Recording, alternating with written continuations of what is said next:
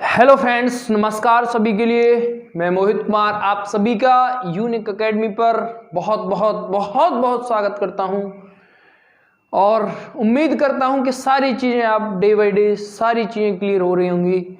और मैं फिर आपके सामने एक और वीडियो के साथ और एक नई एनर्जी के साथ आपके बीच में प्रस्तुत हूं और बहुत ही ध्यान से पढ़ते जाएंगे।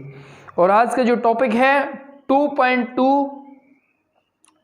और मैंने उस वीडियो में आपको 2.1 का फर्स्ट पार्ट कराया था, जिसमें से मैंने आपको 3 क्वेश्चंस कराए थे। उसमें से बाकी क्वेश्चन आपको करने हैं। अगर उन क्वेश्चंस को भी मुझे ही करवाना है आपको मुझसे ही करवाने, तो उसको कमेंट बॉक्स में आप बोल सकते हो कि सर इस क्वेश्चन को आप बता दें। तो हम बिल्कुल आपको प्रयास करेंगे हर सारी चीज़ें समझाने की, बिकॉज आपको हमारे साथ हमारी टून के साथ सारी चीज़ें समझनी है। ओके, आगे बढ़ते हैं। आज की क्लास 2.2 का सेकंड पार्ट, क्वेश्चन नंबर 2 क्या कह रहा है भैया?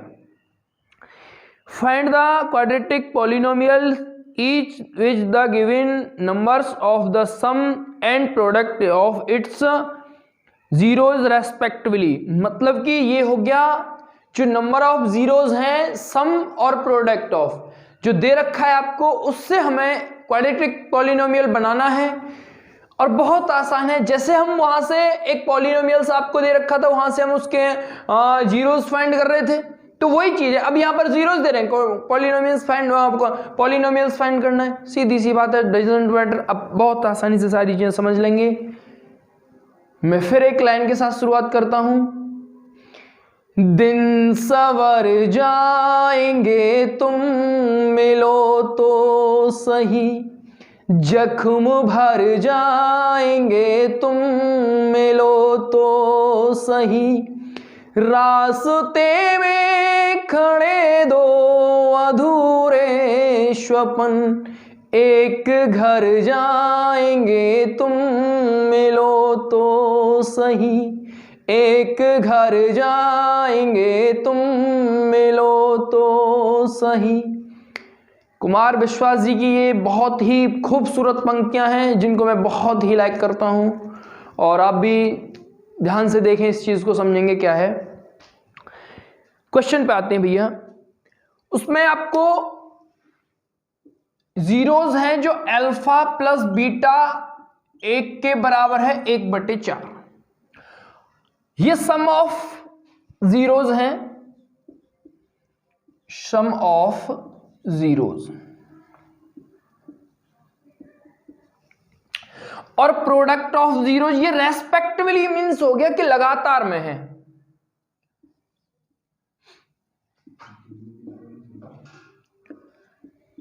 बहुत ही ध्यान से समझेंगे भाई।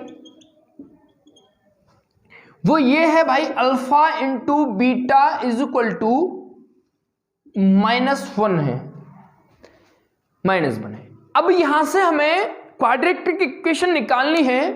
बहुत ही ध्यान से समझेंगे मेरी बात को। अब जो स्टैंडर्ड फॉर्म होती है वो क्या होती है?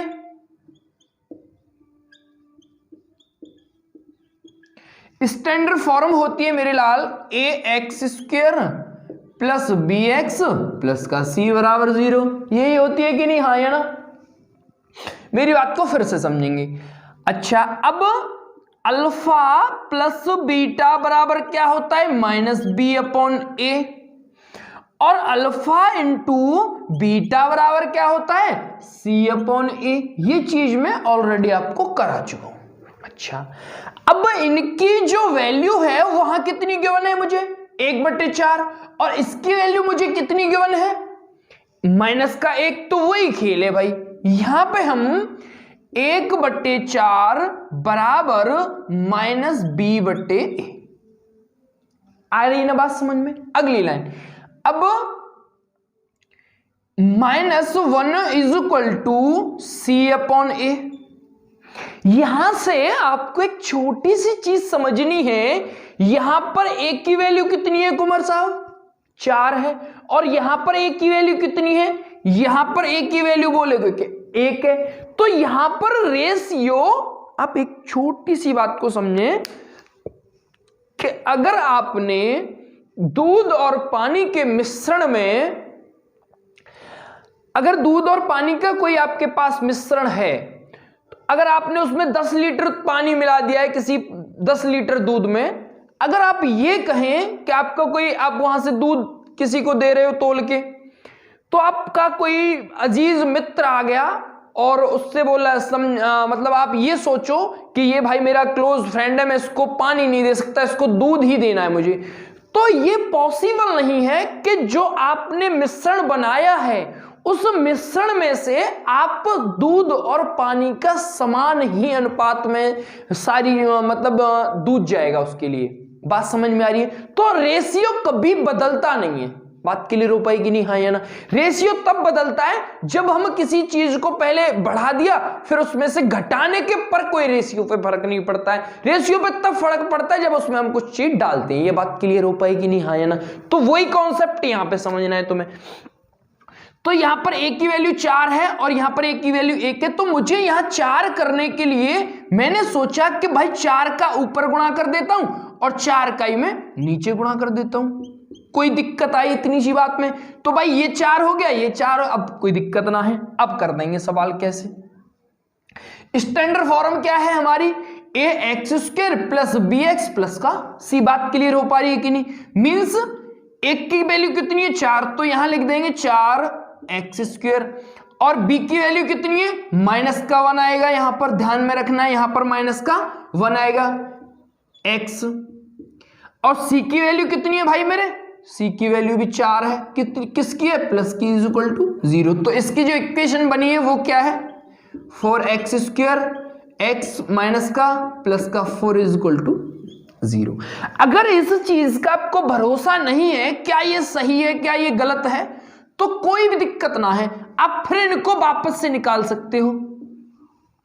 अल्फा इंटू बीटा, मतलब अल्फा प्लस बीटा निकाला तो क्या होता है? माइनस का b अपॉन माइनस का b अपॉन a, माइनस का b मतलब एक, ये माइनस का है ऑलरेडी तो माइनस से प्लस हो जाएगा, और अपॉन a का मतलब क्या हो गया? ये निकल के आया कि नहीं? अब हमें ये भी चेक करना है, ये है माइनस का 1, तो ये कितना हो गया भाई मेरे?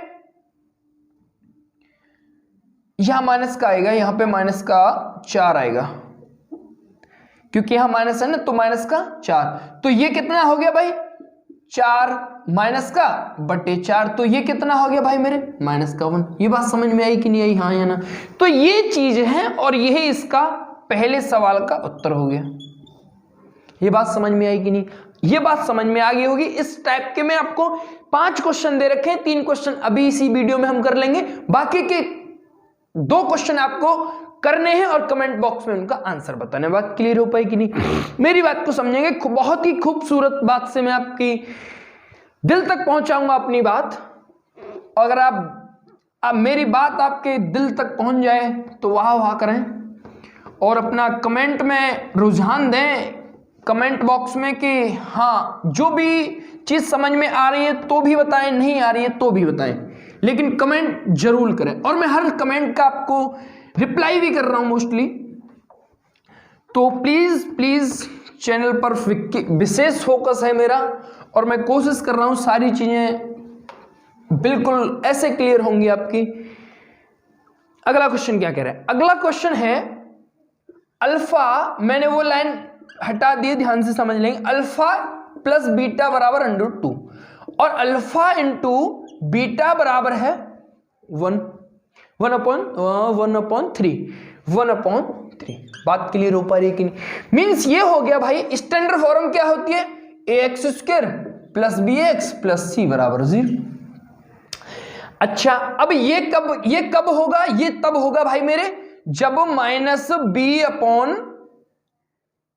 a होगा, तब क्या होगा? √2 होगा, और c अपॉन a होगा तब क्या होगा? 1/3 होगा। बात के लिए मैं पहले भी बता चुका हूं, आप इस तरीके से भी उन सारी लाइंस को लिख के आप क्वेश्चन को उतार देना, उत्तर आ जाएगा। बात को समझेंगे।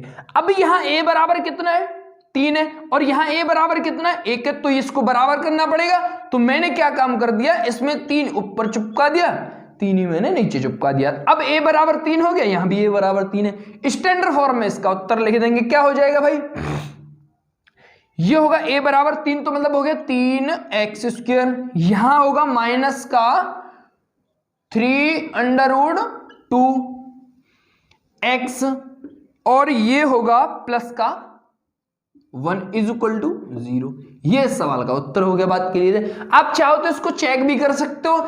इसको मैं करूंगा अल्फा प्लस बीटा बराबर निकालूंगा मैं, तब ये होगा माइनस का 3/2/3। इससे ये कट गया, ये माइनस का है तो ये प्लस का हो गया, तो यहाँ कितना है √2। और अल्फा इंटू बीटा बराबर होता है प्लस का C/A हो गया। ये हो गया बात। ये बात समझ में आई? तो इक्वेशन कौन सी बन गई हमारी भाई? ये वाली। ये हमारी क्वाड्रेटिक इक्वेशन होगी। बात क्लियर हो पाई कि नहीं? हाँ या ना? आगे बढ़ते हैं भाई। इसी तरीके से सारी चीजें बिल्कुल बहुत आसान है, कुछ नहीं है। मेरी बात को समझते जाएं बस, दिल लगा के पढ़ें, दिल लगा के पढ़ें। कहाँ दिल लगा के पढ़ें? किताब से भैया, कहीं अंत मत लगा देना, चक्कर पड़ जाएगा बातों में।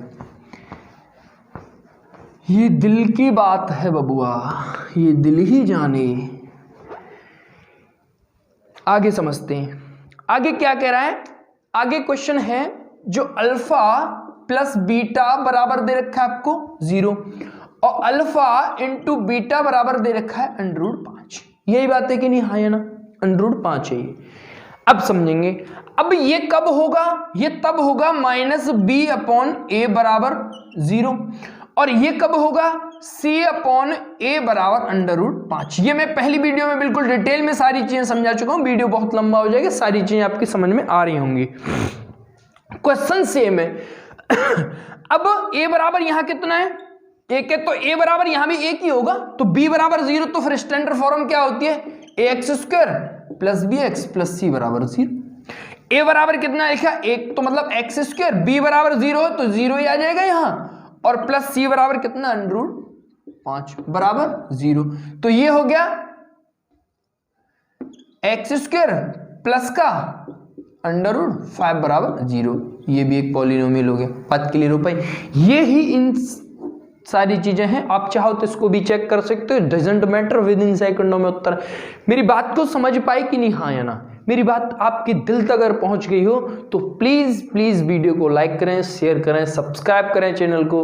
और मैं कोशिश करूंगा सारी चीजें बिल्कुल ऐसे क्लियर होंगी कि बात आपके दिल तक पहुंच जाएगी। Okay bye, thank you so much, thank you so much.